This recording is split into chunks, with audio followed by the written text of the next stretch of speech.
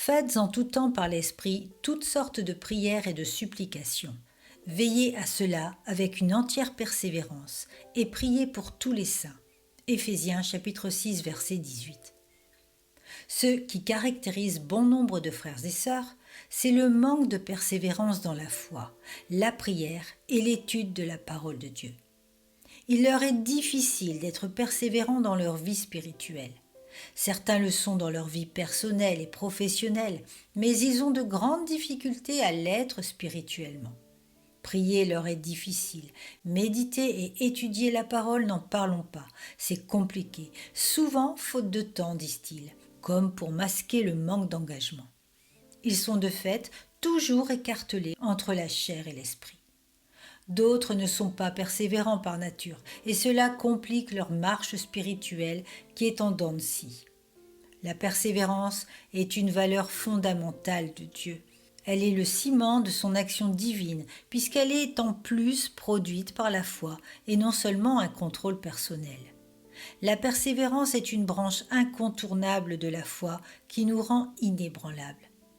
La persévérance divine est certes suscitée par l'Esprit de Dieu qui met en nous le vouloir et le faire, mais la persévérance naturelle nous demande de nous bouger et de mettre le pied à l'étrier. Prenons l'exemple d'un cavalier et de son cheval. Une fois sur le cheval, ce dernier nous assiste pleinement pour avancer. Mais si nous ne montons pas sur la selle, rien ne se passera. La persévérance est partagée entre le cavalier et le cheval. De fait, spirituellement, notre persévérance est intimement liée à notre relation avec Christ, à notre engagement personnel à le rechercher et à marcher dans ses pas. Un cavalier et son cheval ne font qu'un une fois que le cavalier est sur son dos. Mais le cheval et le cavalier ont chacun leur part dans l'engagement. Pour qu'il y ait corps, chacun fait sa part. La persévérance demande un engagement. Si vous avez des difficultés à être persévérant, il vous faut y répondre par la discipline et créer un programme d'engagement au départ minimum, puis évolutif. Le Seigneur fera le reste avec son esprit. Il faut cependant vous y tenir. Qu'on le veuille ou non, il nous faut agir avec discipline.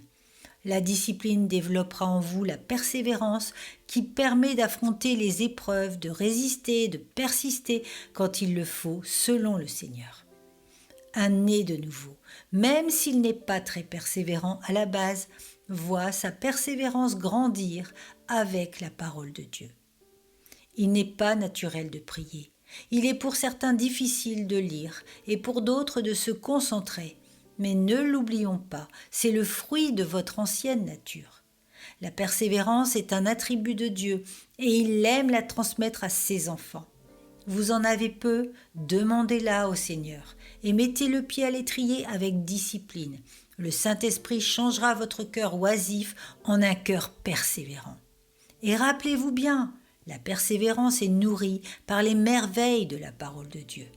Se priver de cette nourriture, c'est comme faire mourir la vie qui vous est offerte.